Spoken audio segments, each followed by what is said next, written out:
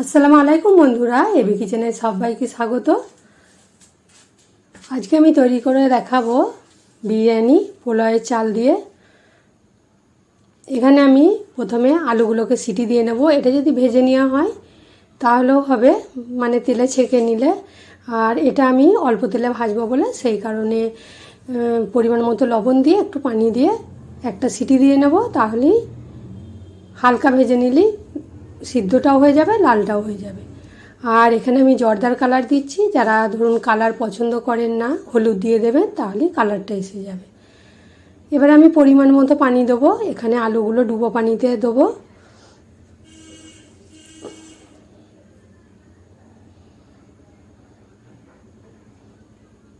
দিয়ে গ্যাসের বড় ওভেনের দিকে দেবো, একটা সিটি দিয়ে বন্ধ করে দেব, নাহলে বেশি সিদ্ধ হয়ে যাবে আলুটা।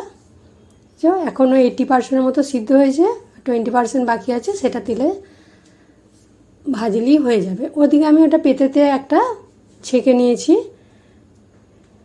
এবারে এখানে আমি 1 কিলো গরুর মাংস নিয়েছি, চর্বি হাড় মাংস মিশিয়ে নিয়েছি। এখানে 2 চামচ চুর করে আদা রসুন বাটা দিলাম। এখানে জিরে আর গোলমরিচ একসঙ্গে গুঁড়ো করা আছে, সেটা দিলাম 2 চামচ। ধনে গুঁড়ো দিচ্ছি 2 চামচ। আর এখানে আমি বিরিয়ানিতে হলুদের ব্যবহার করব না, কারণ বিরিয়ানিতে হলুদ দিলে কালারটা হলুদ হয়ে যাবে, হলুদ না দেওয়াই ভালো। আর এখানে একটা ভাজা মশলা ছিল, সেটা দিয়ে দিলাম 2 চামচ। আর লঙ্কা গুঁড়ো, এখানে কাশ্মীরি লঙ্কা দিলেও হবে, আমার ঝাল লঙ্কাটাই লাল মতো কালার ছিল, সেই জন্য 1 চামচ দিয়ে দিলাম। আর লবণটা দিচ্ছি পরিমাণ মতো। আর এখানে দই আমি ফেটিয়ে রেখেছিলাম। এই দইটা কিন্তু এমনি বসানো দই নয়, আমি ভিনিগার আর দুধ দিয়ে বাড়িতেই বানিয়ে নিয়েছি। যদি ভিনিগার আর না থাকে তাহলে দুধ আর পাতিলেবুর রস টিপে দিলেই হয়ে যাবে। আর এখানে আমি 75 গ্রামের মতো সরষের তেল দিয়েছি। এগুলোকে দেওয়ার পর বেশ ভালো করে মাখিয়ে নিচ্ছি, ঘষে ঘষে মাখিয়ে নেওয়ার পরে ম্যারিনেট করে আমি এটা আধ ঘন্টা রেস্টে রেখে দেবো। রেস্টে না রাখলেও হবে, তা আধ ঘন্টা রেস্টে রাখলে এটা একটু ভালো হবে। এবারে এটাকে আমি রেস্টে রাখা হয়ে গেছে আধ ঘন্টা, কুকারে দিয়ে দিচ্ছি। একটু জায়গাটা ধুয়ে অল্প পানি দিয়ে দেব, বেশি দেব না, অল্প।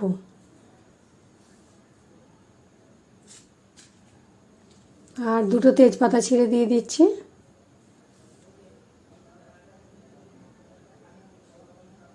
একটা গোটা টমেটো দিয়ে দিলাম।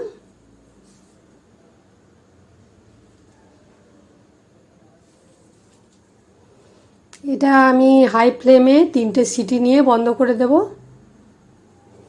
সিটিটা খুলে এবারে কষে নেব, কষিয়ে কষিয়ে একদম শুকনো করে নেব। আর পেঁয়াজটা দিইনি, পেঁয়াজের বেরেস্তা দিচ্ছি, কারণ বিরিয়ানিতে পেঁয়াজের বেরেস্তা দিলেই তরকারির কালারটা খুব সুন্দর আসে আর টেস্টটাও ভালো হয়। সেই কারণে বেরেস্তা করে দেওয়ার চেষ্টা করবেন বিরিয়ানিতে, তাহলেই বিরিয়ানির কালারটা, মানে তরকারি রান্নার যে কালারটা, সেটা খুব ভালো আসবে। কষে কষে আমার একদম মশলাটা কষানো হয়ে গেছে, তেল ছেড়ে গেছে, শুকিয়েও গেছে। এবারে পরিমাণ মতো পানি দেবো কিছুটা, দিয়ে আরও 2 থেকে 3টে সিটি দিয়ে নেব।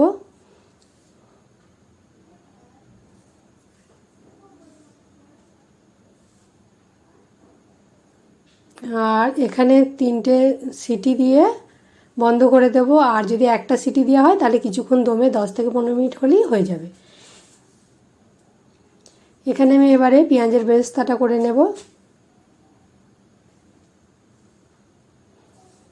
ওই বেরেস্তাটা যেটা দিলাম ওটা আমার আগে করা ছিল, দিয়েছি। আর পেঁয়াজের বেরেস্তা করতে গেলে পেঁয়াজটা এই ধরনের মিডিয়াম সাইজের করতে হয়, আর গোল গোল কেটে নিতে হবে, আর আগে থেকে ধুয়ে পানিটা ঝরিয়ে নিতে হবে। আমি পেঁয়াজটাকে গোটা অবস্থাতেই ধুয়ে নিয়েছি, কাটার পর আর ধুইনি, তাহলে পানিটা থাকবে আরও। আর পেঁয়াজের বেরেস্তাটা কিন্তু হাই ফ্লেমে, গ্যাসের ফ্লেমটা খুবই হাই রেখেছি, একদমই মিডিয়াম করা চলবে না। পেঁয়াজের বেরেস্তা গ্যাসের ফ্লেমটা হাই রেখেই করতে হবে।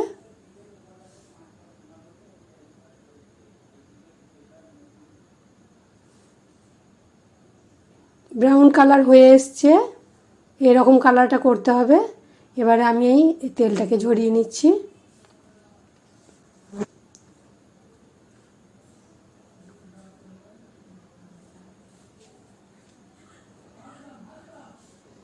এবার আমি এটা একটা খবরের কাগজ বা সাদা যে কোনো লেখার পেপারের ওপরে দিলে এই পেঁয়াজটা আরও একটা ক্রিসমি ভাব হয়ে যাবে। বাকি পেঁয়াজগুলো আমি ভেজে নিচ্ছি এইভাবেই।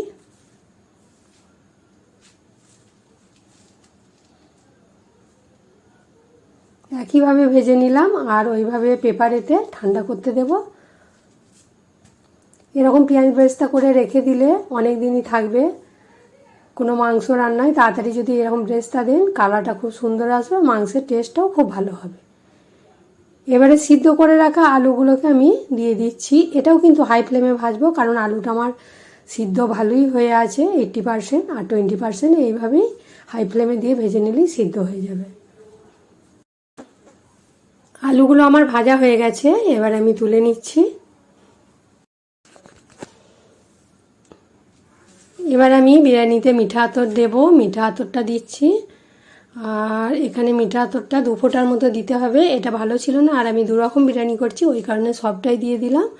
আর কেওড়া জল যেটা ছিল সেটা 1 ঢাকা দিলাম, একটু জর্দার কালার দিচ্ছি ভালো লাগবে বলে, এটা না দিলেও হবে।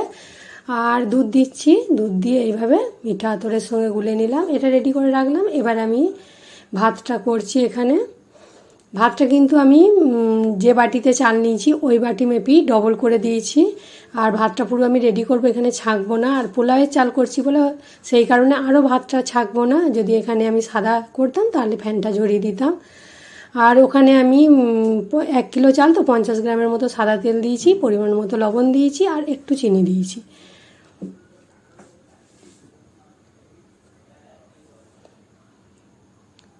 আর এখানে আমি 2টো তেজপাতা আর গরম মশলা দিয়েছি। এবারে পানিটা ফুটে গেছে, আর চালটাকে আমি 1 ঘন্টা ভিজিয়ে রেখেছিলাম, ভিজিয়ে পানিটা ঝরিয়ে নিয়েছি। আর যে বাটিতে মেপে চাল নিয়েছিলাম ওই বাটিতে মেপেই ডবল করে পানি দিয়েছি। আর পুরাতন চালের পোলাওয়ের চালটা পুরাতন চালের করতে হবে, নতুন চালের ভাত কিন্তু চ্যাটচ্যাটে ভাব হয়ে যায়। পুরাতন চালের ভাতের বিরিয়ানি করলে সব থেকে ভালো হবে।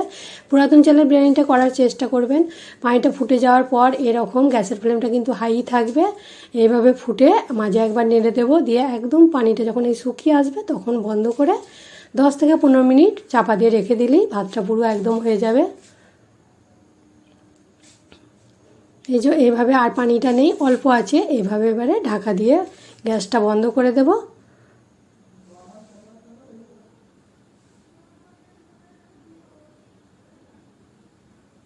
এই যে এবারে বন্ধ করে দিচ্ছি, ঢাকা দিয়ে 10-15 মিনিট রেখে দেব, তাহলেই ভাতটা পুরো হয়ে যাবে। এবারে তরকারিটাকে রেডি করে নিচ্ছি। তরকারিটা ভালোভাবে মাংসগুলো আমার সিদ্ধ হয়ে গেছে। এবার আমি যে হাঁড়িটায় দমে দেবো সেই হাঁড়িতে ঢেলে দিলাম, আর 1 ঢাকা কেওড়া জল দিয়ে দিলাম। বিরিয়ানির মশলাটাও দিয়ে দেবো 2 চামচের মতো।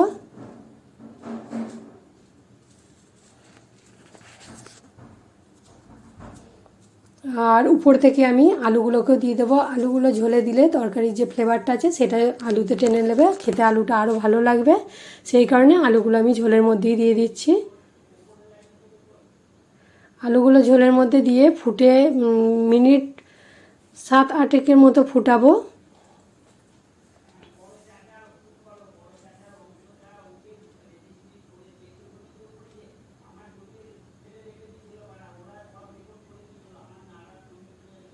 ফুটে গেছে 7-8 মিনিট, এর ওপরই ভাতগুলোকে এবারে দিয়ে দিচ্ছি।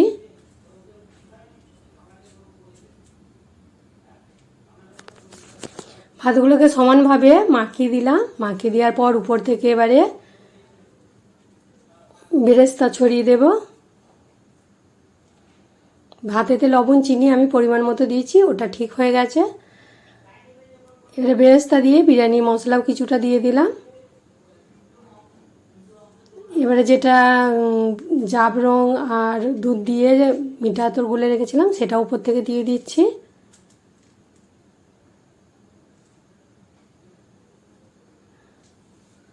আর এবারে উপর থেকে আমি ঘি দিয়ে দিচ্ছি। ঘি না থাকলে বেরেস্তার যে তেলটা আছে সেটা দিয়ে দিলেও হবে।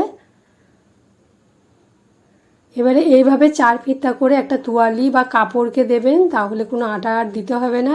এইভাবে চাপ যাতে ভাপটা না বেরোয় ঢাকা দিয়ে আমি একটা ভারী জিনিস চাপিয়ে দিচ্ছি। শিল নোড়া যা থাকবে যা কিছু দিয়ে গ্যাসের ফ্লেমটা একদম লো করে দিয়ে 20 থেকে 25 মিনিট হলো, দিয়ে একটু চেক করে নিলাম আমি। এই যে তলার একদম যে ঝোলটা ছিল সেটা শুকিয়ে গেছে, এভাবে হয়ে গেছে। এবার রেস্টে 15 মিনিটের মতো রেখে দেবো, দিয়ে গরম গরম বিরিয়ানি পরিবেশন করব। দেখতে পেলেন বন্ধুরা, খুব সহজেই এবং তাড়াতাড়ি আমার বিরিয়ানি হয়ে গেল। আর এটা খেতে এত টেস্ট হয়েছিল, খুবই অসাধারণ।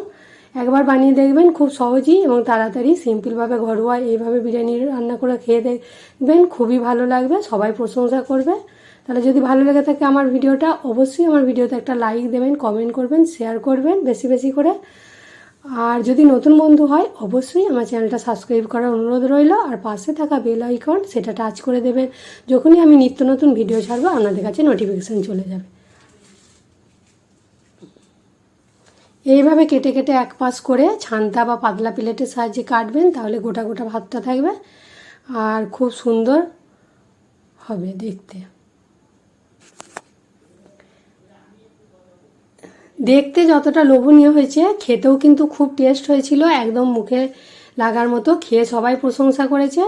তাহলে ঝটপট যে সকল বন্ধুরা বিরিয়ানি ভালোবাসেন আমার রেসিপিটা দেখে অবশ্যই একবার বানাবেন। আর ভালো লেগে থাকলে আমার চ্যানেলটা অবশ্যই সাবস্ক্রাইব করবেন এবং কমেন্ট করে জানাবেন কেমন লেগেছে। নতুন বন্ধু যদি হয় অবশ্যই আমার চ্যানেলটা সাবস্ক্রাইব করার অনুরোধ রইল। আর পাশে থাকা বেল আইকন সেটা টাচ করে দেবেন, তাহলে যখনই আমি নিত্য নতুন ভিডিও ছাড়বো আপনাদের কাছে নোটিফিকেশন চলে যাবে। কারা কারা এরকম বিরিয়ানি খেতে পছন্দ করেন অবশ্যই কমেন্টে জানাবেন। আর কে কোথা থেকে কমেন্ট করছেন সেটাও বলবেন। আপনাদের কমেন্ট শুনে আমার ভিডিও বানাবার আগ্রহ আরও বেড়ে যায়। আর আপনাদের কমেন্টের অপেক্ষায় থাকব। আজকে এই পর্যন্ত, আবার অন্য রেসিপি নিয়ে হাজির হব। সবাই ভালো থাকবেন, সুস্থ থাকবেন, সাবধানে থাকবেন। আর হ্যাঁ, এরপরে কে কী ভিডিও দেখতে চান সেটাও কমেন্ট করে জানাবেন। মাংস আলু সব খুব সুন্দর সিদ্ধ হয়ে গেছে।